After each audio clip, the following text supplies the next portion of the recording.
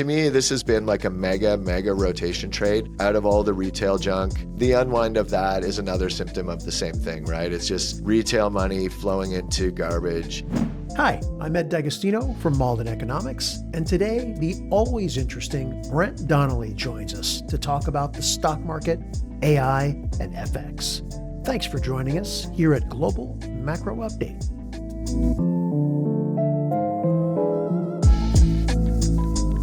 Brent Donnelly, it's good to see you, my friend. Thank you for taking some time. Hi, Ed. Yeah, it's been a little while. You're looking very healthy and relaxed. This is all despite what the market's been doing this week.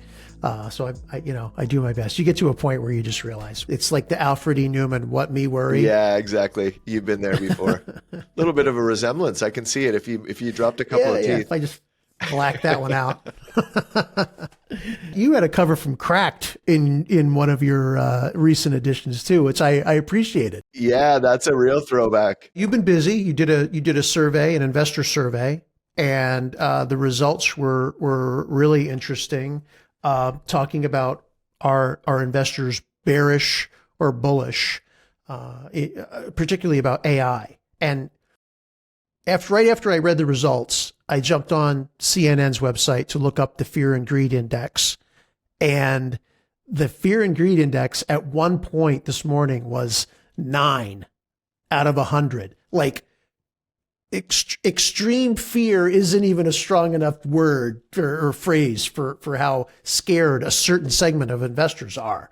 But you didn't find that in your survey. No, not exactly. So I think what's going on is that this is my view, and obviously I could be wrong, but what I see is more of a rotation than like an outright panic trade. So you had all summer, people were piling into the most unprofitable, the most shorted, essentially like the worst companies in the world, you could argue, were the ones that were rallying the most. Things that have no revenue, even like Oklo and Rigetti and things like that, which eventually could be good companies that make a lot of money. But in the meantime, it's very difficult to value them. So it's pretty easy for something like Rigetti to go from 5 to 50 because there's no anchor. It doesn't even have revenue. So you can't even look at revenue. So all those stocks rallied throughout the summer. And along with that was also companies like CoreWeave and Oracle, which were a little bit on the sketchier side of the AI trade just because they're more reliant on debt as opposed to companies that are relying on free cash flow. So I think you had a big pivot on October 29th when Meta's earnings came out. So looking back to July, they essentially said the exact same thing as they said on October 29th, which is expenses are going to be a lot higher because we're doing a lot of AI CapEx. And in July, the stock ripped on that because that's what people wanted to hear. But in October, the stock went down on that. And that was a huge red flag to me because a lot of times people are looking for Jensen Huang to say the AI CapEx cycle's over or whatever. But a lot of times the tops are more made by the price itself, by the human reactions to the news, not the news itself, if you will. So now going to the survey, essentially, the questions all kind of revolved around the current state of AI and what people think, whether it's a bubble. And the majority of people do think it's a bubble, but also the majority of people do not think it's topped. So, and I think that's probably reasonable given that what we're seeing is, like I said, the super debt heavy companies like Oracle and CoreWeave selling off. But does that really have a read through to something like Google or Netflix? I don't really think so. I think the concern that the market has is that the companies are spending so much that there may or may not be a payoff. But then on the other side of the ledger, companies like Amazon and Google are benefiting from the AI CapEx because they're earning revenue from that. So like the linchpin of the whole thing is OpenAI. And I think we kind of went from like, this is ridiculous, but I will allow it, to this is ridiculous and I'm not going to allow it, is kind of how the market turned. Because OpenAI is making so many commitments, it almost feels like it's not credible to some people. And to me, it kind of seems a little bit hard to believe. And then you had the interviews with Sam Altman where he was kind of saying, you don't like it, then short our stock. Well, first of all, there is no stock to short. But second of all, that kind of defensive reaction isn't really what you want to hear as a capital markets kind of person. So one of the questions in my survey was on a 3-year time horizon, would you rather be long or short OpenAI at a 500 billion valuation? And 65% said short. So I think the interesting thing is that you can have a correction in all those names, like I said, but it doesn't mean the actual entire stock market has to go down. I think what people are looking at is, especially with OpenAI, and this is my opinion too, is that you look back to 1999, 2000, the leader in search in 1999 or in 1998 was Alta Vista. 1999 was Yahoo and AOL and MSN network and all that. And in the end, the winner was Google, but Google didn't take over till 2003. And as an avid user of like OpenAI, Claude, Perplexity, Gemini, I use all those things. They're very similar. Like there's obviously differences and some have different strengths, but it's quite commoditized. They're all $20 a month. You put the same query into 4 of them, and a lot of times you get the same response. And then you've got DeepSeek doing the same thing with a lot less compute. So I think people are justifiably worried about anything that is relying on financing from OpenAI. And so, like I said, that's what I see is a rotation out of, the zero revenue companies and the more indebted companies. And that's a little bit of a baby with the bathwater situation where everything's selling off because tech is such a heavy weight in the indices. And then there's some legitimate concerns with NVIDIA too on their chips are mostly, absolutely necessary for training, but they're a little bit less necessary for inference. And so the question becomes like, can AMD produce a chip that's almost as good, or can Gemini internally create a chip that's almost as good? And so at $5 trillion valuation, NVIDIA's got to thread the needle pretty well to justify that valuation. Like as a percentage of the stock market, that's like an insane valuation, by any metric. Now, price to sales isn't that high, but anyways, there's plenty of things to worry about in that area. But I think it's more of like an endogenous repricing of all of these baskets and less of a like, we're going into recession and the world is ending. And then one last thing. On top of all that, when all that was going on, Fed pricing went from 100% cut in December to 50-50. So, obviously that doesn't help either. So you mentioned the business model of AI and how it's become commoditized. What do you think the end game is here? Because a lot of people are talking about how, look, these numbers can never work. If you're going to charge $20 a month or $30 a month or whatever it is for your service, and you're offering up a large language model that is essentially a commodity, OpenAI's market share is going to continue to shrink, which you pointed out recently.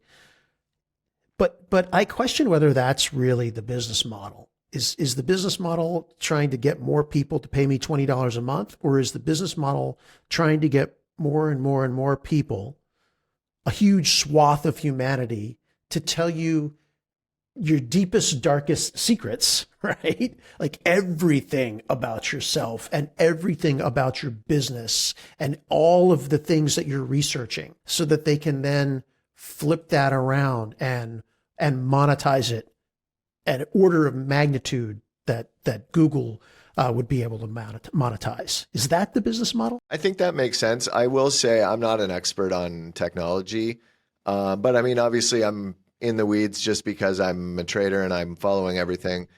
And to me, like, sadly, I think the business model is probably like advertising and pay to click and pay to play, so that when you ask ChatGPT what's a good mattress, it'll probably spit out a sponsored link. I mean, excuse me, if you follow the Google model or the Google trajectory, that's essentially what they were, right? It was this super clean interface where you got all these beautiful results that were unbiased, and then slowly it's pay to play. And so, I mean, I think what you described makes sense. It's just user acquisition, and then you kind of figure out how to monetize those users later. But the problem is going to be that there's just a lot of platforms all acquiring these users at the same time. So I don't know. I guess I'm quite skeptical of OpenAI in general. And I think one thing that will be a huge market moment, and I'm not predicting this around the corner, but at some point in the next, say, like 18 months, would be if OpenAI did a down round, because at some point people might just be like, okay, how much money do we really want to put in here? Like the problem with IPOs in general now is they're IPOing at a point in the business where all the juice has already been squeezed out. Like if you look at all the IPOs, like whatever you want to Fig, Fly, Figma, Bullish, whatever, just look at like all this so-called hot IPOs. They have mostly gone straight down because they're IPOing very late stage in the process. Like it's not like they're raising money to invest, which is the old IPO model. They're looking for retail exit liquidity so that insiders can, all the VCs and everyone that's invested and took a lot of risk to invest in these companies. But it's a monetization, it's a monetization point now. It's not a fundraising exercise. So, same thing with OpenAI. If you're finally getting in at a $500 billion valuation, like what are you looking for? Maybe 2x, I guess, like a $1 trillion IPO. I mean, that's probably your most dream-like scenario at this point. So, yeah, I think that will be a big moment if OpenAI ever has a down round. I think that would probably be a super scary moment, especially I'm sure everyone's seen those crazy Ouroboros charts of all the interconnected things. So if you look at like who's most reliant, Oracle obviously stands out.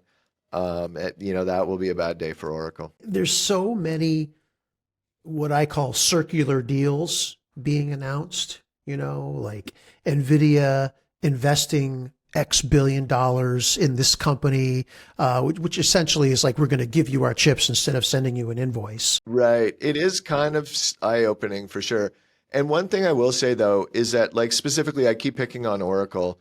Like that's been a subject of conversation since like I would say probably the 10th of October. The CDS started widening. And so I would say I'm actually much less bearish now than I was like mid-October on those stocks, just simply because now you're getting investment bank downgrades of Oracle, and like it's become a little bit obvious at this point that like, okay, they do stick out as a company that's much more reliant on OpenAI and debt financing. But at the same time, none of this is really like news anymore. I think I actually am somewhat bullish into year end, just generally at the index level, because I feel like a lot of froth has come off of the market. So if you look at something like I said at the start, like something like Google or Netflix, which is not really in the like AI spender basket, in my opinion. Like I see Google more as like a VC with unlimited cash flow, and Netflix is like turning into an ad business at some point, and it's like another FCF kind of just mega cash flow business. Those businesses aren't really necessarily vulnerable to a repricing of the AI story. So to me, this has been like a mega rotation trade out of all the retail junk. And I would say like the crypto treasury scam, I would call it, but whatever you want to call it, crypto treasury bubble or whatever. The unwind of that is another symptom of the same thing, right? It's just retail money flowing into garbage, and now it flowed out of the garbage, and most of those crypto treasury stocks that were trading 2-3 times NAV are like 1.0 to some of them. I mean, some of them are trading at 60 cents on the dollar now. So I feel like that again is another indication that the froth has come out significantly. And so now we kind of have like a more anti-fragile kind of stock market than we had, in the middle of October. You're not in the correction is imminent camp. No, I feel like so I'm more in the correction already happened camp, or like we're in the eighth inning maybe, but yeah, I feel like people are gonna once things stabilize, which I think is probably around now, I guess, risky thing to say on a recorded podcast, but I do think that we're probably in the later innings.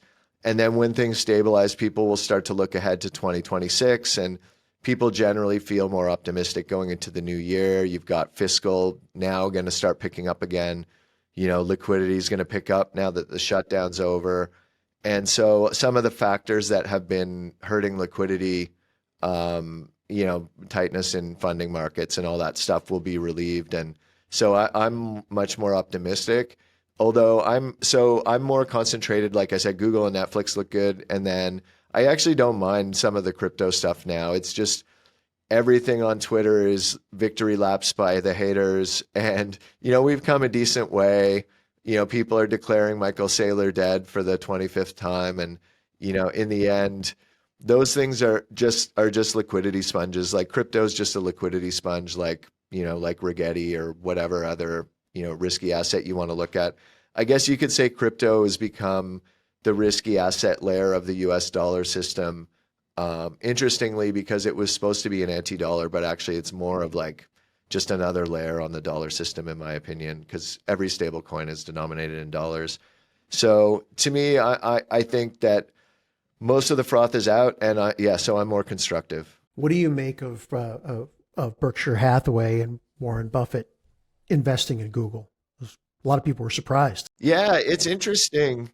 It's very, I guess people are arguing it's out of character or it's like off brand because it's not a value stock. But then if you look at historically, like so much of Buffett's money was made in Apple and Geico, which were not really value stocks. Like they were more growth businesses. I mean, I guess obviously it matters when you get in and all that. And Google does feel like you're getting in kind of late relative. Even Apple was kind of hated when Buffett got in. But at the same time, I don't think it's that out of character. It's a business that has a lot of pretty cool, understandable businesses like Robotaxi and stuff like that inside it. And it seems to be the fear of the search engine business getting killed by Perplexity or whatever has dissipated. So, I mean, it's interesting. Like, it's fun to pick it apart, but I mean, in the end, whether it's him or someone working for him, it's still I mean, I have to think it's smart money and big money being, going in the right direction. So to me, it's bullish, but I don't know. It doesn't change my view. Like it doesn't make me bullish. I was bullish anyways, but it doesn't make me not stay bullish, or it doesn't make me less bullish. If anything, it makes me a tiny bit more bullish, I guess, at the margin. It wasn't long ago that I would describe you as fairly bearish. So I like the intellectual flexibility. Yeah, so that's one thing I guess that's important for the listeners to know is my time horizon tends to be like between 1 week and 3 months, depending on, like what's going on. What I'm trying to do is kind of ride the narrative or the second derivative or the first derivative of the narrative. So like when the story's changing, as it was in October with AI, there were some and the crypto treasury trade, there were some really great bearish trades there, but I don't think those are good trades anymore. So now, if anything, I feel like sentiment is quite bearish, actually. Like I feel like even going into NVIDIA's earnings, most people that I talk to are set up for a bearish outcome. So I feel like we've gone from pretty much like stupid, like max stupid. There's a guy on Twitter calls it that. We went from max stupid to, pretty conservative allocations, I think, in terms of some of the stuff that has sold off significantly. I always find the whole like narrative thing interesting, right? Because sometimes an investor will look at the narrative that's happening as a signal to go in one direction, and sometimes they'll look at it as a contrary indicator to go in the opposite, right? So how do you discern between the two? That's a great question. So to me, it's similar to positioning indicators, which is most of the time you want to go with the trend or with the narrative. Like I think a lot of times you can say the narrative and the trend are kind of synonymous. And what you're looking for is the inflection points when it gets stupid in either direction or it gets extreme in either direction. Or the other thing is if you've had one narrative, like, so you had one narrative basically since ChatGPT came out, And to me, the narrative kind of flipped on Meta's earnings because the market was no longer rewarding mega capex. So sometimes you'll have like a long running narrative trend and a price trend along with it. And then you get a crack in the behavior. And actually, that's an interesting thing that I've been realizing lately. So I'm writing a new book, and one of the things that kind of it's interesting when I write the book, sometimes I learn stuff just by the sort of process of, processing my thoughts and writing them down. But I realize that so people a lot of times ask me like, where do you get your trade ideas? And they're kind of expecting an answer like I go through screeners and filters and whatever. But it tends to be more by osmosis, by like just consuming a lot of information and reading a lot of stuff, talking to a lot of people. And I realized while writing this book that one of the big signals for me is when something weird is happening. Like uh, so you have sort of like all these patterns that you expect, like good earnings in a beat, the stock should go up. If it goes down, that's, a pretty obvious tell of like good news, bad price, that's a known setup. But there's a lot of setups like that where essentially what's happening is the thing that should be happening in the market is not, and that's a massive tell because it's revealing that, either the buyers are exhausted or there's a massive seller coming in with a different time horizon, or, people's belief systems have changed and they no longer want to respond to price in the same way or whatever. And so for me, I'm looking for like trend exhaustion, narrative exhaustion, ideally with like an extreme point marked by a change of behavior in the market. And like I know it all sounds like a little bit like reading the tea leaves in the palm of your hand or whatever, but a lot of times I feel like you're just sitting there and you say, "Wow, this is really strange what's going on. Like this doesn't make any sense." And then you start to unpack it, and underneath there's a pretty good trade idea there a lot of times is what I find. And like the really simple, more data driven explanation is that when you get to like three standard deviations on any positioning or momentum indicator, it always kind of lights up in my mind like, okay, something interesting could be happening here. Or another way of doing it is you calculate the rolling Sharpe ratio of an asset. And if that, a lot of times that Sharpe ratio will be in a range. If you look back 10 years, like the Sharpe of that thing will never go above 3 or whatever, because a couple of things, like first of all, just trees don't grow to the sky, but then also high Sharpe ratios attract more money. So generally, like as say something like the Brazilian real with super high carry, perfect trend, the longer that goes on, the more money gets sucked in by it, like FOMO, but also systematic money and all that. So if I'm doing something more data driven, that's what I'm looking for is like if I had a, Ben Hunt's narrative data analysis system, it'd be the same thing. I'm looking for like three standard deviation extremes in any narrative. And then I would say, okay, doesn't necessarily mean you just fade every single one of those. But like that's where the trade ideas come from is like the price action doesn't make sense, or the price action is extreme to the point of it's like multi-standard deviation, or positioning's multi-standard deviation. So that's kind of like those are the kind of things I'm looking for. And then like just one simple, like I'm sort of like the magazine cover indicator guy, for better or for worse. Cover of the Economist type thing. Yeah. So the cover of The Economist is a good example of that because The Economist is not really a markets magazine. It's more about like geopolitics, economics, and global macro and stuff. So if anything related to the markets gets on the cover of The Economist, that's like a three standard deviation event, right? Like if they're talking about the US dollar on the cover of The Economist, that's like once every year that's going to happen. And by definition, in that case, the dollar has been in the narrative for a long time, and it's a huge story that literally everyone's talking about. And that's when it lands on the cover of The Economist. And so that's why if you back test, if you go against the cover of The Economist, you make money like a crazy amount of the time. Um, and just a little caveat, if you can't do that with market oriented things like Barron's because they're more coincident. They're more just telling everything that's going on all the time in markets. So like they're going to be covering the thing every week.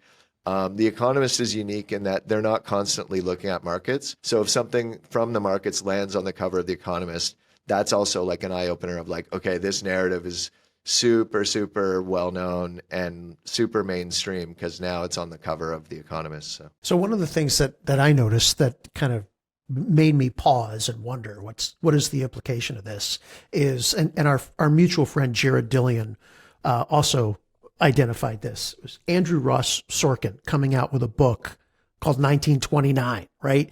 And the weirdest, I thought this was so strange that they let him ring the bell to open the stock market with this book about the stock market crash in his hand.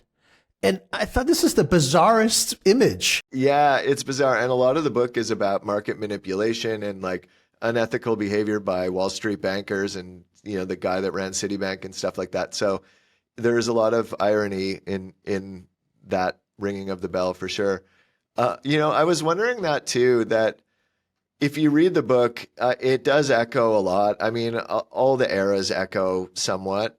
But I was almost wondering if, you know, that's the number one business book on Amazon, if that's actually screwing with people's minds a little bit, because if, you know, thousands of market professionals are reading that book right now and going, this sounds a lot like, you know, 2025, you know, maybe I better lighten up my 401k. You know, stranger things have happened. Yeah, I think it is. I mean, it just feels like in the mainstream and financial media that there really is a pretty loud drumbeat right now of negativity and comparisons to 29 and certainly to the late 90s before the tech crash. Do you care about that sort of thing at all? Or are you more short-term oriented? And if you do care about it, how is it different today? So there's a few ways of looking at it. It's funny because everything has changed now. So like I was trading in 98, 99, and there was essentially two groups of people. There was like the believers and the haters. And like, so people that just thought it was a bubble and were short all the way up and went bankrupt, and people that were long all the way up and then rode it all the way back down and went bankrupt. And so I mean, that's on the trading side, you know, in the day trading world, that's what it looked like essentially. And so the big lesson from that, and I was always kind of agnostic. I think it's just more my personality. So the lesson from that was, I think that just being agnostic is the best way. There's this kind of like bullshit common knowledge now that because Soros and Druckenmiller have said this, but they don't actually trade this way. But they've said, like, if I see a bubble, all I want to do is be long the bubble. And, you know, obviously that can work to some extent, but that's assuming that you are a smarter fool than the greatest fool that's going to buy at the last second. And nobody is really that good. So the way I look at it is just like, I don't know the future, and I'd much rather be looking at like the sort of like 1 to 3 month time horizon. And like I will do things like Palantir, for example, because of the price to sales and the market cap combination is like the most overvalued stock in the history of the US, in my opinion. So like I will eliminate that from my investments, just like remove the super overvalued things. But it doesn't mean I'm going to sit here short Palantir every day, because like Tesla, you know, like sometimes these extreme belief things, they turn into more like meme coins than you know, company stock. You know, like people have spent 10 years comparing Volkswagen's market cap to Tesla, looking at relative car sales or whatever. Like Tesla's just a meme coin at this point. You know, so I will never just sit there short. I'll be happy to be long or short. I will eliminate extremely overvalued things from my personal, like from my PA, from my investments. But in terms of like, how do I view it, or like, what's the end game? There's so many similarities. It's easier to find the similarities, but I think also there are a lot of differences. Like these companies make insane amounts of money, which wasn't really true in 2000. Like even Cisco and those companies, yeah, they made money, but they weren't making money at the scale that these companies are. And I think something like NVIDIA, you can argue CapEx has always been mean reverting, and it never continues forever. But then something like Microsoft, like sales, selling pixels to or ones and zeros to people. I mean, Microsoft was the biggest stock in the world in 2000, and it was again in 2021 or whatever.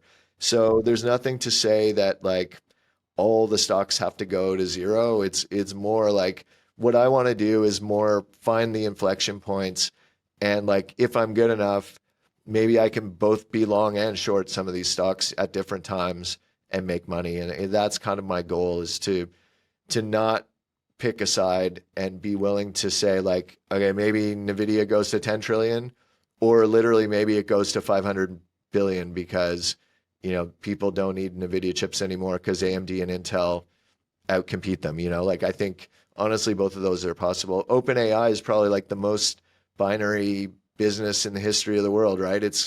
They're just basically going all in with I don't know, 10-9 suited or something, and saying we're going to spend $1 trillion that we don't have on 20 billion of revenue. But maybe they'll do it, or maybe it's Sam part two. There was another Sam that sounded similarly ambitious and didn't work out very well. So honestly, like I feel like it's a lot of these things are pretty binary, and so there's no point like being deterministic and saying I know what's going to happen in 2028.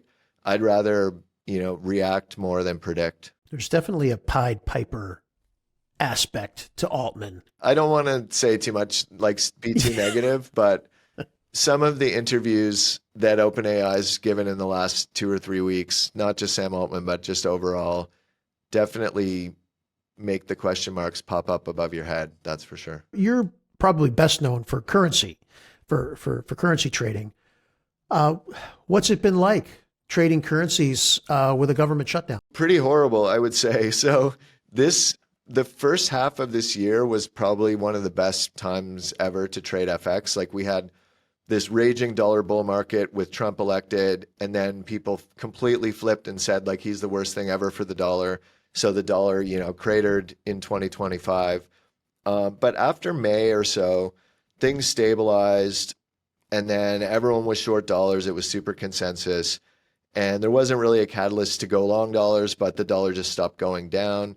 But then the shutdown has been really bad for fixed income and currency trading, because those two markets, we really rely a lot on US data as like the real compass of where things going. Like the dollar, people love to talk about structural stuff with the dollar, like deficits and, Trump is bad, or de-dollarization and Russia sanctions, all that. Almost none of that is tradable. The dollar is just a cyclical currency over like since 1975. If you look at the economic cycles and the sort of like broader global cycle compared to the US, that's generally what the dollar has done. And give or take, there was the Plaza Accord and some things in there. But generally, like I'm a big seller of structural themes, and I'm much more into the cyclical, stories that drive FX. So it's hard to have a cyclical story when you don't have data. So we've been stuck in ranges in FX. And I think we were discussing this a little bit before you hit record.